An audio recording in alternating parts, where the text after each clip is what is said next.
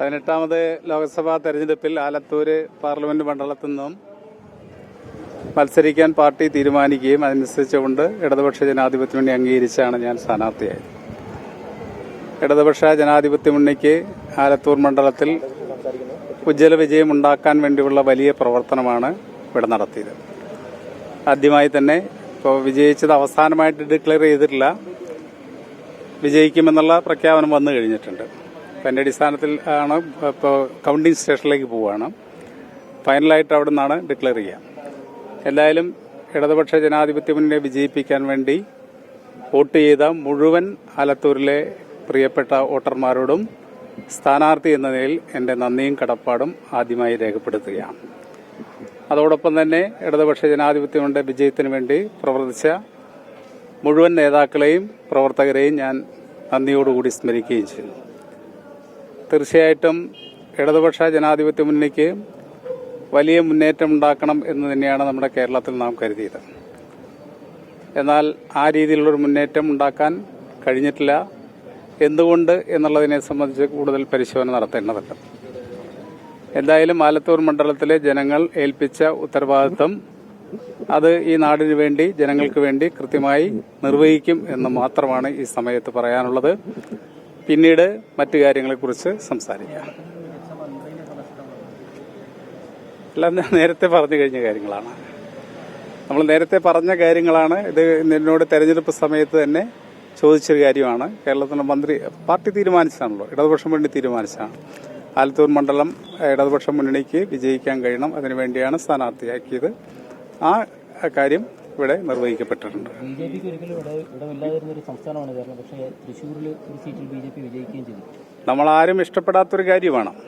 ദേശീയ തലത്തിൽ നമ്മളെല്ലാം പ്രതീക്ഷിച്ച പോലെ തന്നെ NDAക്ക് വലിയ മുന്നേറ്റം ഉണ്ടാക്കാൻ കഴിഞ്ഞില്ല. ഇപ്പം ഒരു സന്നിഗ്ധാവസ്ഥയിൽ ഇപ്പം നിൽക്കുകയാണ് നമ്മുടെ ദേശീയ രാഷ്ട്രീയം. എന്തായാലും ഇന്ത്യ മുന്നണിക്ക് മുന്നേറാൻ കഴിയുമോ എന്നുള്ള കാര്യം തന്നെയാണ് പരിശോധിച്ചുകൊണ്ടിരിക്കുന്നത്. ഒരു കാരണവശാലും NDA ഗവൺമെന്റ് വീണ്ടും നമ്മുടെ രാജ്യത്ത് അധികാരത്തിൽ വരുന്നത് നമ്മുടെ രാജ്യത്തിന്റെ ജനാധിപത്യ സംവിധാനങ്ങളും മതേതരത്വവും അതുപോലെ മനുഷ്യന്റെ അവകാശങ്ങളെല്ലാം നിഷേധിക്കപ്പെടാനുള്ള സാധ്യത അന്ന് തന്നെ തെരഞ്ഞെടുപ്പ് സമയത്ത് തന്നെ നമ്മൾ ചൂണ്ടിക്കാണിച്ചതാണ്. അത് ഇന്ത്യൻ ജനത ഏറെ ഉൾക്കൊണ്ടു എന്നുള്ളതാണ് ഈ തെരഞ്ഞെടുപ്പിന്റെ റിസൾട്ട് കാണിക്കുന്നത്.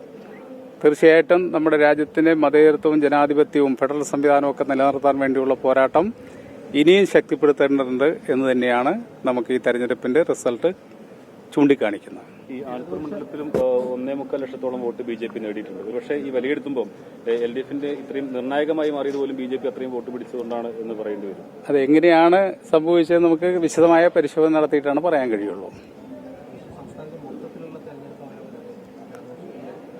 ഇടതുപക്ഷത്തിന് ഇപ്പോൾ നമ്മള് റിസൾട്ട് വന്ന ഒരു മണ്ഡലം ആലത്തൂരാണ്. രണ്ടാമത്തെ മണ്ഡലം ആറ്റിങ്ങിലാണ്. അത് അങ്ങോട്ടും ഇങ്ങോട്ടും മാറി മറിഞ്ഞുകൊണ്ടിരിക്കുന്ന ഒരു അവസ്ഥയിലാണുള്ളത്. അപ്പോൾ ഇടതുപക്ഷ ജനാധിപത്യ മുന്നണിക്ക് നമ്മുടെ കേരളത്തിൽ 2019 സംഭവിച്ച പോലെ തന്നെയുള്ള ഒരു ബലമാണ് ഉണ്ടായിരിക്കുന്നത്. എന്താണെന്ന് കൃത്യമായിട്ടുള്ളൊരു പരിശോധന നടത്താതെ അതിനെക്കുറിച്ച് പറയാൻ കഴിയില്ല. എന്തുകൊണ്ടാണ് ഇടതുപക്ഷ ജനാധിപത്യ മുന്നണിക്ക് വിജയിക്കുമെന്ന് കരുതിയ സീറ്റുകൾ നഷ്ടപ്പെടാൻ കാരണമെന്നുള്ളത് അത് പ്രത്യേകം പറ്റും. പൊതുവെ ഈ കേന്ദ്രത്തിലേക്ക് UDFും കേരളത്തിൽ LDFും കഴിഞ്ഞ ഭരണ തുടർച്ചയുണ്ടായി, പക്ഷേ ഇവിടെ തോൽക്കുകയും ചെയ്തു. അപ്പൊ അങ്ങനെ ഒരു പൊതുവികാരം കേരളത്തിൽ ഉണ്ടായി വരുന്നതായിട്ട് മനസ്സിലാക്കുന്നുണ്ട്.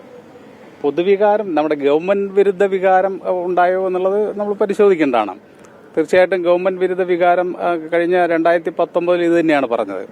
പക്ഷേ 2019 അങ്ങനെ റിസൾട്ട് വന്നതിന് ശേഷം ഞാൻ രാവിലെ സൂചിപ്പിച്ച പോലെ തന്നെ നമ്മൾ 2020 ലോക്കൽ ബോഡി തെരഞ്ഞെടുപ്പിൽ ഇടതുപക്ഷ മുന്നണിക്ക് വലിയ വിജയം ഉണ്ടാക്കാൻ കഴിഞ്ഞു. അതിനുശേഷം 2021 അസംബ്ലി തെരഞ്ഞെടുപ്പിലും ഇടതുപക്ഷ മുന്നണിക്ക് 2016 കൂടുതൽ സീറ്റ് ലഭിക്കുന്ന സ്ഥിതിയുണ്ടായി. അപ്പോൾ ഭരണവിരുദ്ധ വികാരമാണെങ്കിൽ 2020 2021 ഇടതുപക്ഷ മുന്നണി മുന്നേറാൻ പാടില്ലായിരുന്നു. അപ്പോൾ ഭരണ വിരുദ്ധ വികാരമല്ല, പ്രത്യേക രാഷ്ട്രീയ സാഹചര്യമാണ്. ഒരുപക്ഷെ അതാണ് ചോദിച്ചാൽ കേന്ദ്രത്തിലേക്ക് കേരള ജനത കൈവിട്ടു എന്നൊന്നും പറയാൻ കഴിയില്ല.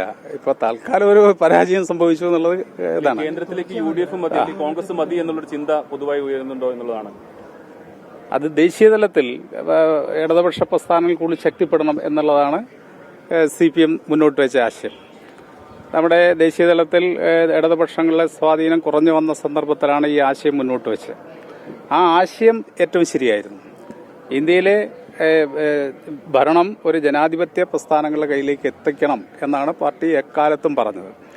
മതനിരപേക്ഷ ശക്തികളുടെ കയ്യിലേക്ക് എത്തിക്കണം. അതിന് വിട്ടുവീഴ്ചയോടുള്ള രാഷ്ട്രീയ നിലപാട് സ്വീകരിച്ച് മുന്നോട്ട് പോകണം.